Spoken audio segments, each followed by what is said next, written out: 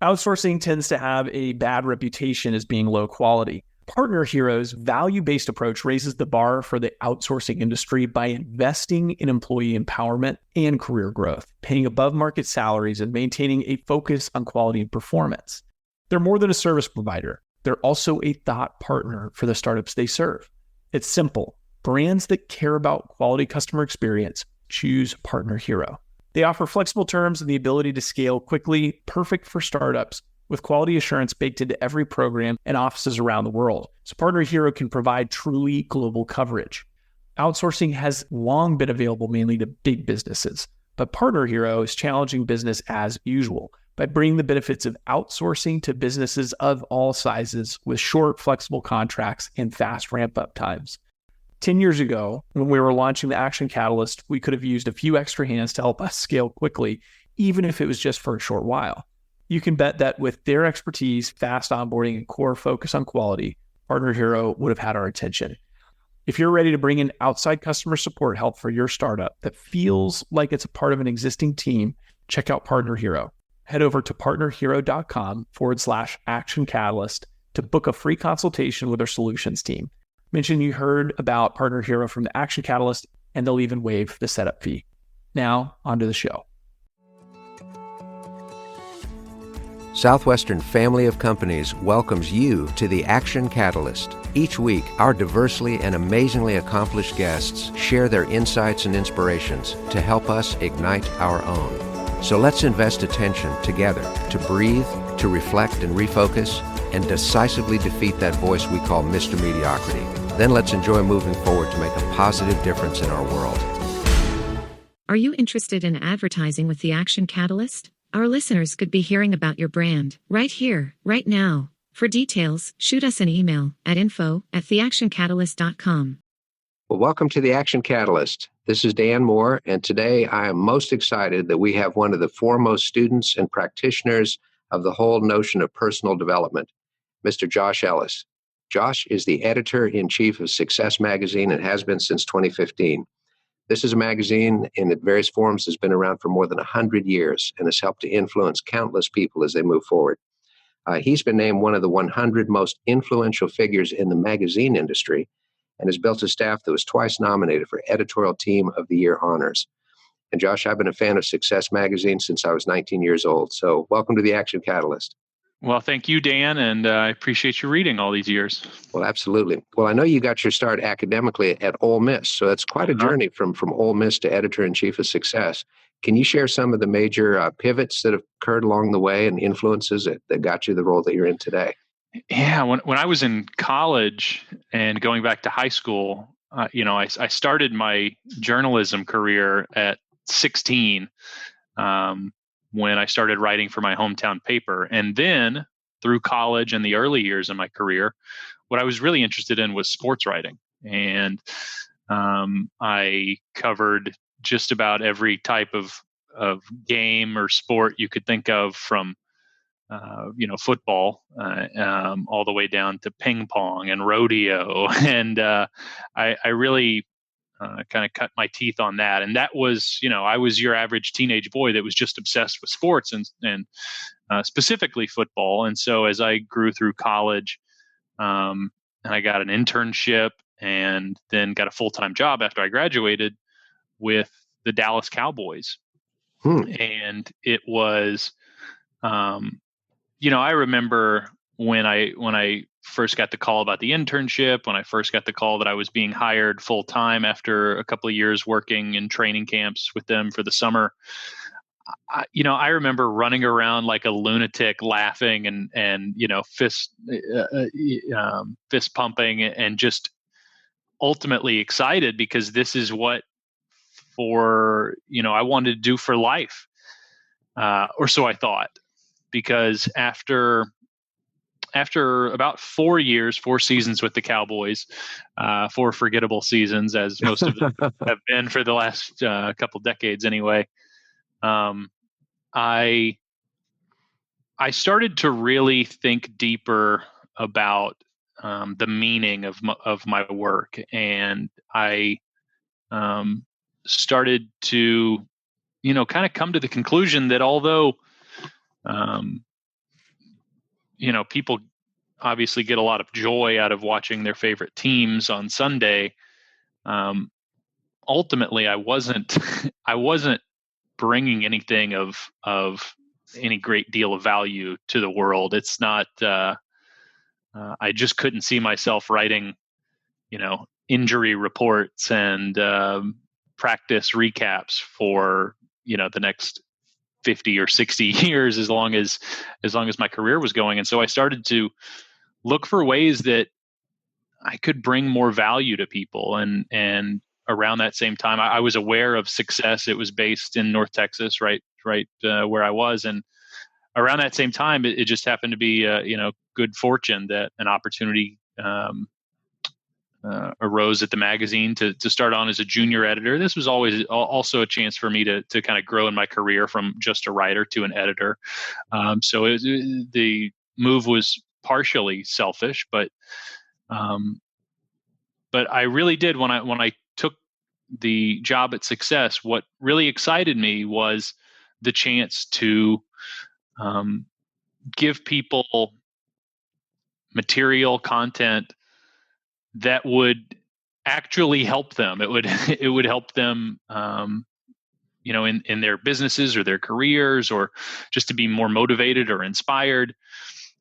It would help them in some other way other than to say, "Oh, Tony Romo's got a bad back today." Well, so I was here, and I learned more about editing. I learned more about the kind of content that we produce, because when I got here, it was pretty foreign to me.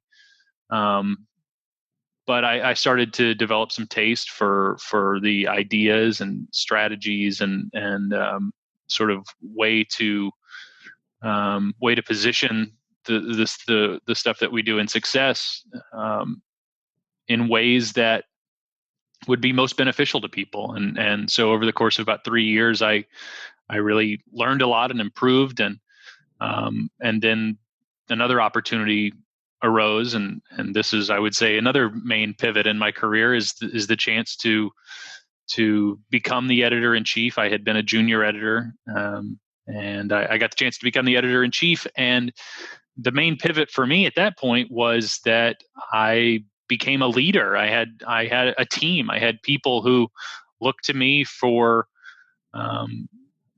leadership and for counsel, and look to me to provide opportunities for them to grow in their careers. And I was really intimidated by that at first, because ultimately, I think any leader, whether you're the CEO of a Fortune 500 or you've got one direct report, I think that you owe it to yourself to really ask,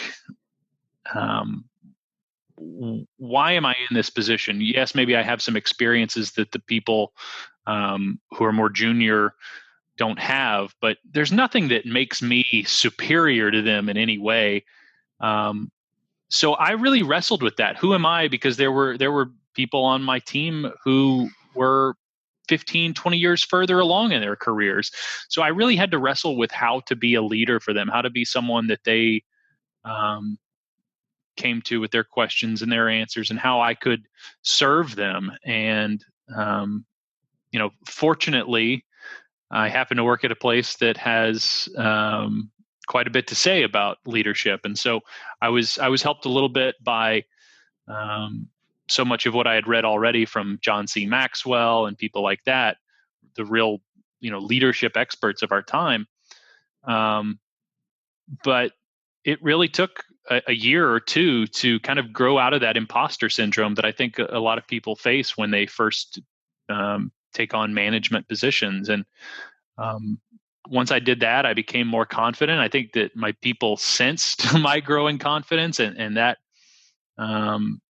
that made me more effective as a leader. And so our team went on to do some really, really incredible things together. We still, I think I'm very proud of the magazine that we put out. Some of those people have moved on, but we're still, I try to keep everyone involved, because I think one of the lessons that I've learned about leadership is loyalty, and it's just, it's something that when I came from the Cowboys, being at Success was everything that I could have hoped for in terms of creating meaning in my life and allowing me to help create meaning and really serve other people. Mm-hmm. What's interesting is when I hear you say, Josh, that you became more focused on serving others. And then at that moment is when you really felt you'd grown into being a leader. In other words, when it stopped being about you and how people were looking at you and instead what you could add to them. I think that's a fantastic insight. Yeah. And it didn't come naturally at first because I think I was a little bit more self-conscious than self-absorbed. I knew that it wasn't about me, and I knew that I needed to get the most out of these people and help them to get the most out of themselves. But at the same time, I was constantly, wrapped up and concerned in what are they thinking of me? What are they? What am I? It's very hard to describe, but if you've ever been for anyone who's ever been a first-time manager, I think that you understand the feeling of just, it really is an imposter syndrome. And I had to get through that. And that came from giving to these people and putting them in positions to succeed. Right. Well, it's like you're in the center of a bunch of concentric circles and everybody's staring unblinkingly at you. That's right. There's my team was great because they were very forgiving and they were all very young in their career, so they didn't quite know what to expect. I think from most of them were very young in their career, so a lot of them didn't quite know what to expect. And when in doubt, I was just nice, to just be and be personable and friendly and actually care about what's going on in these people's personal lives and how can I help them address those things. And so as much as I read about leadership, the lessons from just getting thrown into the fire were as instructive. Mm-hmm. Kindness always wins, doesn't it? Yeah, when in doubt. Yeah, when in doubt, be the kind person, do the nice thing. I mean, it's a challenging ride you're on too, Josh. I mean, being in print publishing as well, knowing that it is an industry that many people wonder, are you still alive? And you also have a very vigorous online presence and have for quite some time. There must be some times when you've hit apparent brick walls where suddenly you were rounding a corner, things were going well, and then suddenly, kaboom, oh my gosh, can't even see over this thing or around it or under it. What's been your approach when you just get stopped by something that is external? How do you cope with that? I think that for the most part, if it's something that involves only me, or I'm at the center of the issue, it's not someone else's problem, right? That I'm helping them fix. If it involves me first and foremost, then I think self-assessment is really important to do, and it's something that I try to just be self-aware at all times. But every now and then, I do feel the need to stop down and look at how I'm spending my time. Look at how I'm prioritizing things, and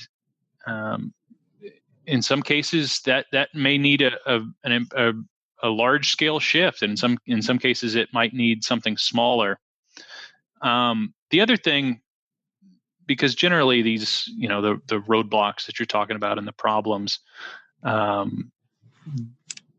the solution to it is people, and that could be business partners, or in the case of Success, we do have executive leadership over the brand and the company that's above me, and so it's working with them, and it could be team members, it could be your customers, our readers. Ultimately, for most roadblocks, like you mentioned, most problems that need to be overcome, the solution is people. And you really have to understand and connect what drives people and what what can be done to kind of help them maybe become more aligned with the mission or the task that has to be done, and that could be people from any type of background. I mean, I'm thinking of it could be if you're an entrepreneur or in a startup, it could be your business partners. And in our case, I think a lot of times of executive leadership, the management, the corporate management that we have over the success brand here. It could be team members, the people who report to you, understanding and connecting what drives them personally with the mission that you have. It could be your clients or your customers. Really going deeper and thinking about why are they with you to begin with? What are they trying to get out of you? How can you make their life easier or better? And sort of create some synergy between what you need done and what they want on a deeper level. Mm-hmm. So I think that I would say again that self-assessment, knowing yourself, being self-aware will help you avoid a lot of problems, but then also knowing people as well. I mean, there's a lot written about not IQ but EQ, an emotional quotient, and that's very much aligned with understanding what drives other people and understanding yourself. Well, lots of studies of this say that EQ is 5 to 10 times more important than IQ, as depending on the measure you take. So I'm totally with you there. And here's kind of a different tack. Everybody has a start to their day. Do you have a pattern of how you try to start your day? First thought in the morning when you come from unconsciousness to consciousness. I am the first thing when I wake up that I do that no one would ever advise would be I cannot help but I'm your, in a lot of ways I'm your textbook millennial, that I roll over and I look at my phone. That's not ideal, I don't think, but it that blue light really does wake you up sometimes. So but what I do have a routine in the morning, and as soon as I've made sure that I don't have 100 emails waiting for me, I get a workout in. I have an app that gives me a very quick but also pretty difficult workout, and it might just be 15 or 20 minutes, and then I also walk on the treadmill for a little while just to get the blood pumping, and I eat quick breakfast and hop in the shower, and I'm out. I'm on the way to the office. So I think for me, health is an important part of every day, because it's a lot of times if I'm not conscious about it, it's the first thing that gets overlooked. And so that's something really over the last few months, maybe a year, that I've tried to make sure that I got that workout in first thing in the morning, because it kind of sets me up for the rest of my day to just, one, feel better, but two, also feel sort of more purposeful about what I'm doing. Right. And, leaders have an additional responsibility, because if they're not healthy and not able to function physically, they're leaving people in the lurch. And so it's even more important. That's right. I mean, if I don't get it done in the morning and it's hanging over my head like this thing that I'm going to dread doing when I get home at the end of the day, it puts me in a bad mood, or, I feel sort of lethargic. And so just for my own energy, which people I think need to see, because we need them to be energetic as well. Mm-hmm. I think it's important for me to get that workout in. Right. And our physical health and physical nature affects our attitude state. There's such a direct link to those two things. So you want to show up on your A game, starts by getting ourselves in the right condition physically. So I think that's Absolutely. Awesome. Anything before you go to sleep at night that you try to either think about, avoid dwelling upon? Because so many of my guests have said that the way they start the day and the way they end their day is so really important. So just curious about that. I do I do tend to send myself, it's not an every night practice, but I send myself just write an email to myself with notes about the next day, what I need to get done, high priority items, so that I'm not laying in bed thinking about them, having those, that list turn over in my mind over and over again. And I can, by the time I lay down, I can just have a little bit of a clear head. But, I think it's also really important. I'm fairly newly married. We got married. Let's see, tomorrow would be the 4-month anniversary. So, well, congratulations, Josh. Maybe this is easier for someone earlier in their marriage than people who have been together for 30 or 40 years. So I'm told, but I really try to spend some quality time in just that last hour before bed with my wife, and just talk. And you spend all day away from one another.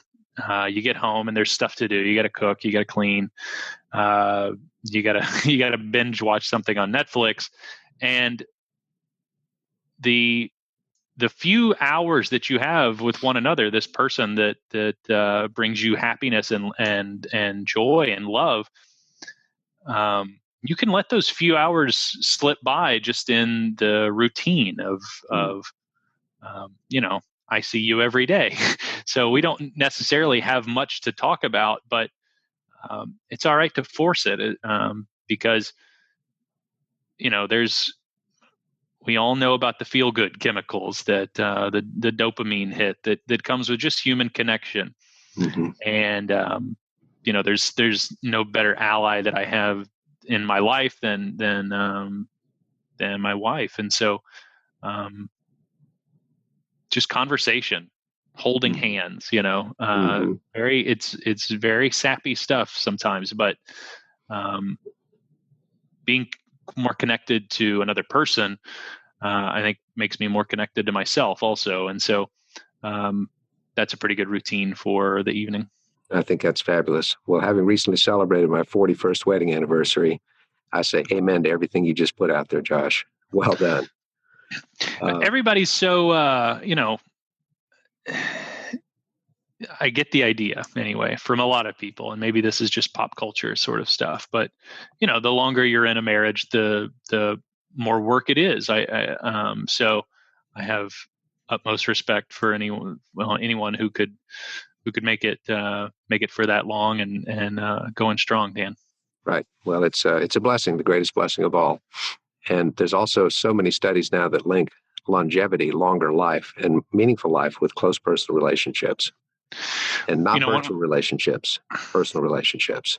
When I got to Success, one of the first stories that I ever wrote, and one of my favorites that I've done, is on a guy named Dan Buettner, who worked for National Geographic, and he ended up writing a very successful book called The Blue Zones. You've probably heard of it, where he traveled the world and he found the pockets of populations. And there's one in Costa Rica, and there's one on this island off of Greece, and Okinawa has one. But the populations that have what he called the Blue Zones, which are the highest concentrations of people who live to be over age 100. And they had a few things in common. I mean, they're definitely eating a healthier diet, and they're moving more naturally throughout the day, even as they get well into their old age. But the biggest predictor was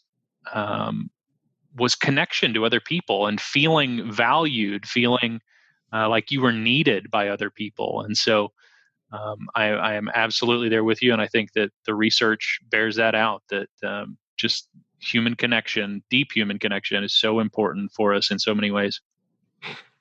The first inspirational book I ever read was written by a former editor-in-chief of Success, Og Mandino. Uh-huh. And when he said in that book, "I will greet this day with love in my heart," I was in direct sales going door to door, and many people would answer the door, and it didn't appear they had love in their heart. And so to practice that in return when it's not even there on the front end is one of the essences of human connection. I think that's fabulous. Yeah. Now, On the subject of personal motivation, it's possible when somebody hits a certain level that they can start to sit back and say, I'm kind of coasting. Things are good here. I don't sense that ever occurs to you. So what do you do to keep this voice of mediocrity at bay and not get satisfied-itis and keep striving and keep your edge?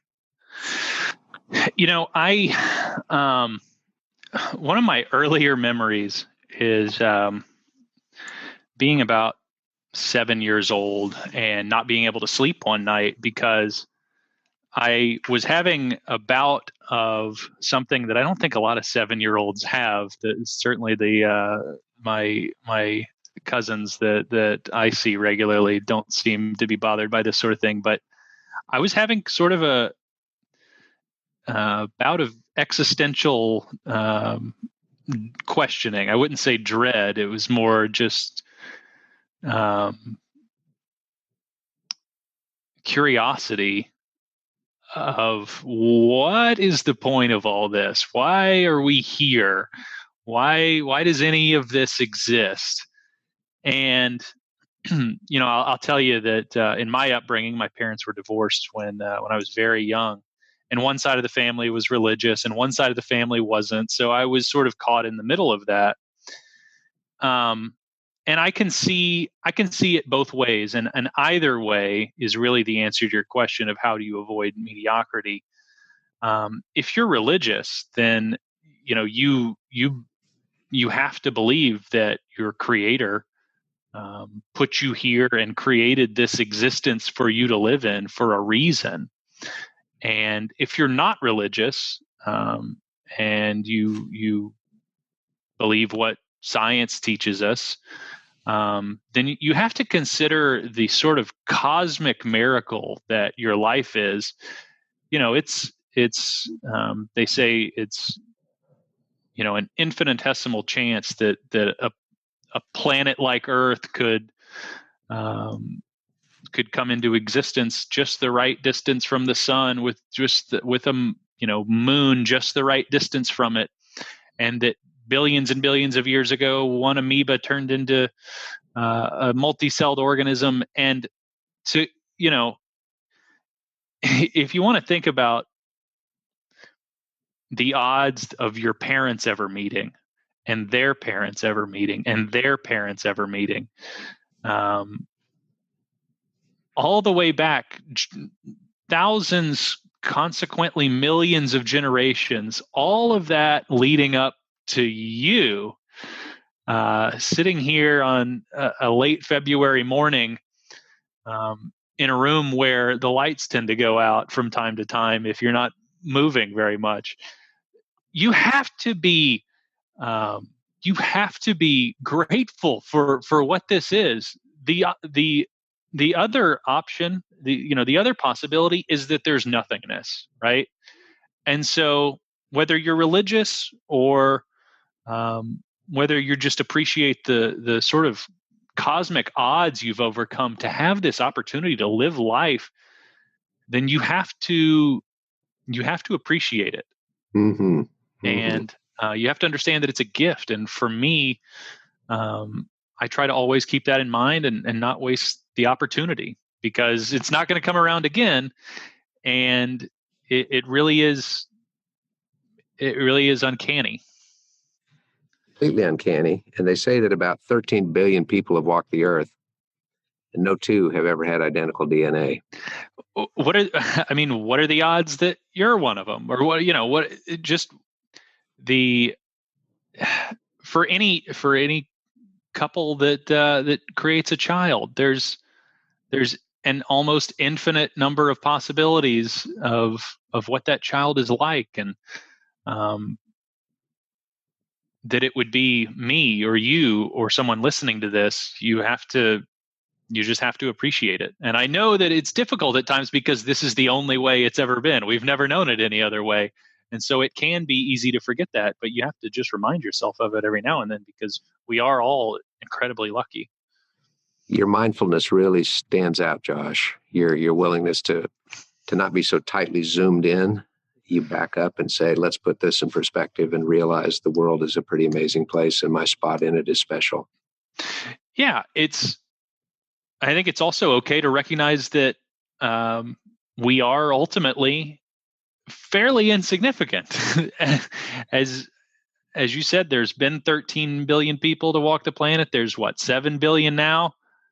I'm just one of them. But if I can live in a way that benefits as many of those other 7 billion and billions to come, possibly, then I'm not wasting my chance, and I'm not quite so insignificant. Right. It's an old saying I was taught years ago. We should take what we do seriously, just don't take ourselves too seriously. I think you're absolutely right about that. And it'll go not to do that. You're bound to have people, associates, employees, customers, friends, who really feel at the moment that they're just out of options, that, as the gambler says, they're out of aces. What are words of encouragement that you could share with the listener right now that just doesn't know where else to turn? Their business is in a real turmoil. Something's going on in their personal life. There's nothing good about what's going on. What steps or words of encouragement could you share? One of the things that we teach at Success is it's an old idea from Jim Rohn, who was one of the icons of personal development in the 20th century. And he said, don't wish it was easier, wish you were better. And so I think that's something that I try to live by, and we write about all the time, is there's always room to improve yourself. None of us are perfect. None of us are ever going to be perfect. And in fact, no situation for anyone, any of us 7 billion, no situation is perfect. But as long as you're making progress, as long as you're working towards something, a smarter, more prepared, happier, more growing, purposeful version of yourself, then you can, over time, overcome whatever your obstacle is. And for me, something I think about from time to time is, a next level, a highest level version of myself. And I try to really get clarity on what that guy is like. He probably doesn't need the blue light from his phone first thing in the morning. He's more excited for that workout. He finds ways to make that time with his wife more, just more natural and constant. He's better at his job. He's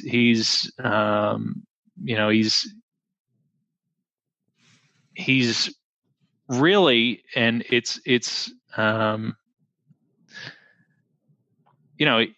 he's someone who motivates me to, although I may never be perfect, to try to get better.